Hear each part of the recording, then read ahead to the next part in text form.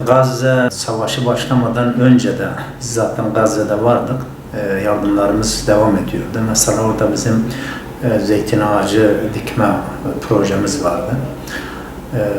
Süt keçisi vardı. Buna benzer diğer yardımlarımız vardı. Ancak savaşın başlamasından bu yana bizim Gazze'ye yaptığımız yardımlar artarak devam etmeye başladı ki halen de devam ediyor. Yalnız üzülerek şunu belirteyim, o ilk günlerdeki yoğunluk şu an yok.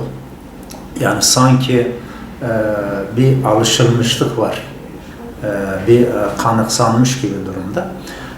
Ben buradan hayırseverlere sesleniyorum, Adana'daki hayırseverlere ve çevre il ve ilçelerdeki hayırseverlere. Savaş ilk gün olduğu gibi aynı hızla devam ediyor. Yani yine günde 100, belki 100'ün üzerinde insan katlediliyor ki çoğunluğu çocuk. Bunu hiçbir zaman unutmamamız lazım. Hem bu savaş bitse dahi bizim işimiz bitmiyor. Savaş bittikten sonra bir de imar çalışması var. Bunda da bizim elimizden geleni yapmamız lazım. Yani bu Gazze ümmet için tabiri caizse bir turnusol kağıdı oldu. Hatta belki de cenneti kazanmanın da bir yolu oldu. Yani burada siz ya Gazze'den yanasınız ya değilsiniz. Yani ben ortadayım deme lüksünüz yok.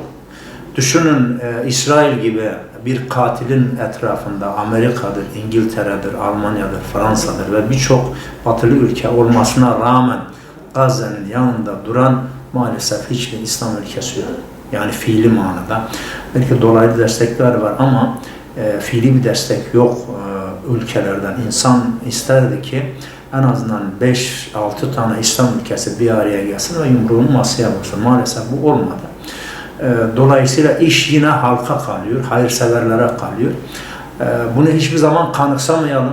Savaş olduğu gibi devam ediyor. Bu savaş devam ettiği müddetçe de bizim elimizden gelen gayreti göstermemiz lazım. Biz elimizden gelen gayreti gösteriyoruz. Ancak hayırseverlerden ricamız ilk günkü duyarlılıklarını tekrar kazansınlar ve yardımları çoğalsınlar. Yani bizim Gazze'yi boş bırakmamamız lazım. Allah-u Teala bunun hesabını sorar.